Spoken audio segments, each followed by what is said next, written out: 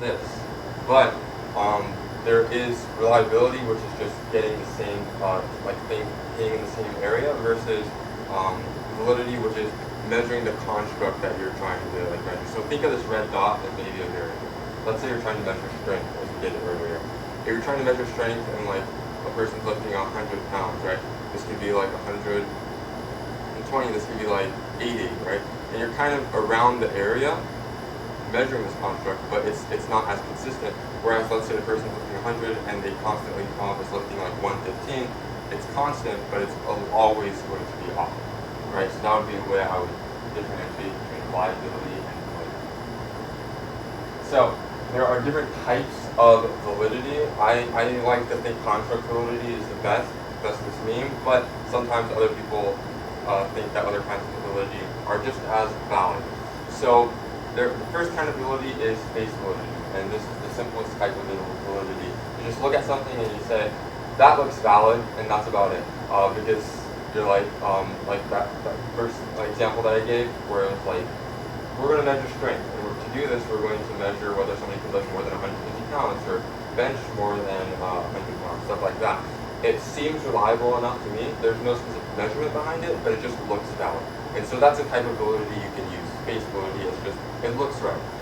Content validity, on the other hand, is more based upon getting all of the different types of categories within validity. So let's say Olympic, I think Olympic, but maybe not Olympic.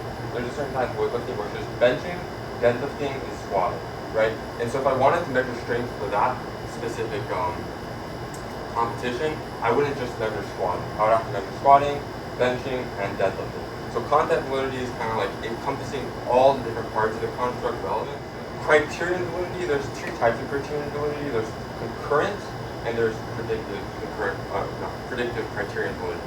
Criterion validity is pretty much just saying, I have this measurement here that I'm trying out. There's another proven measurement. I'm going to compare this measurement to this measurement, and if they're similar, that must mean they're good. Now, obviously, you can see some of the issues with potentially using criterion validity, because you're saying that this measure is good if this measure is good, but you don't necessarily know, right, 100% whether this measure is good or not. It's been proven to be good, which is why you're comparing it to this, but it might not be as good. Now, concurrent validity would be like saying, this measure works with this measure at this time. Predictive criterion validity would say that this measure would predict another measure in the future. And so that would be the difference between concurrent and predictive criterion validity. And construct validity, my favorite, is it measures the actual construct itself. And so if you're going off of like, let's say,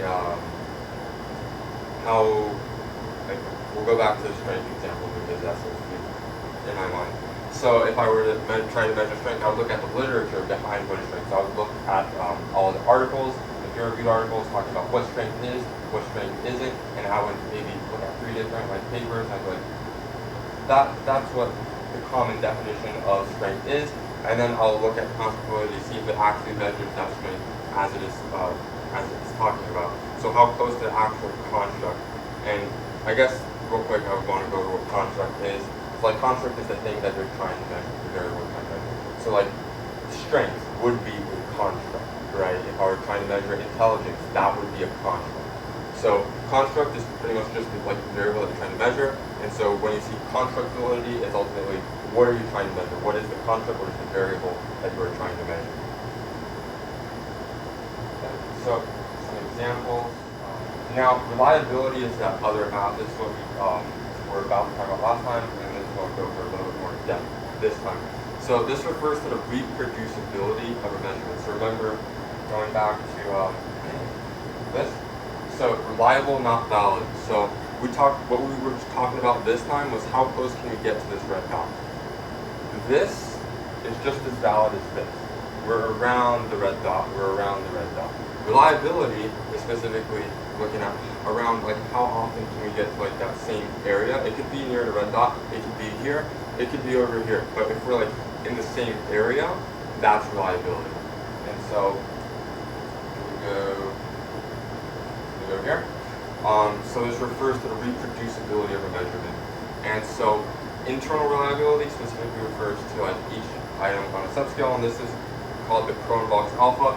You guys don't have to remember the equation, but there will be a formula that you'll use for this, and essentially on the scale, you'll see whether it's above 0.9, which is good. Generally, what we want is above 0.7.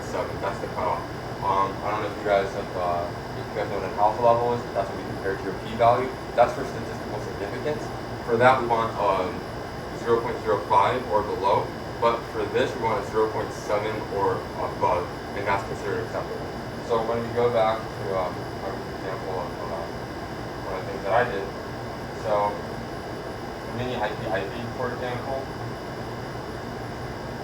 this test. So this is what like the alpha is. This is what the instrument is for, reliability. Because let's say I'm looking at like neuroticism. It's a 0.68. If I were to actually have like this scale used in real life, and if I get a 0.68, I do not use that measure because it's not reliable. If I get a 0.69, don't use that. But if I get a 0.7 or a 0.77, I use that measure. And also note, this is like, you know, sometimes people, they're lazy, they'll just like on a thing, they'll just go 5, 5, 5, 5, 5, or 1, 1, 1, 1, 1. This has negative keying in it. So it's like, first it'll say, feel others' emotions. And then it's, I'm not really interested in others. You would see how these are opposite. So if people are just going 5, 5, 5, 5, 5, or 1, 1, 1, 1, 1, this would catch that. And if people are on the same like agreeableness scale, if they're going off like different kinds of like, if one is like 5 and the other is, if the other, let's say we're going on the same positive key, if one is 5, one is 1, then that would be unreliable because you're trying to measure like this should be like the same as this.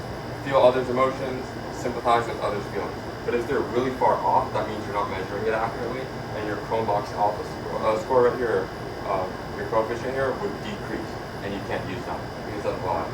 And you wouldn't want to use a score where everybody just went 5, 5, 5, 5, 5. Anyways, so when I did my study, I got all above a 0.7 except for neuroticism. I was not allowed to use that because it was below a 0.7. So in the abstract and within my results section, I excluded that result. So, okay, so this is what Professor Allen was talking about last time. You have to have good internal reliability before you can worry about external reliability. Okay, so reliability. Here we go. So above a 0.7, once again, that's just what you have to remember. If there's one thing to remember from this slide, if it's above a 0.7,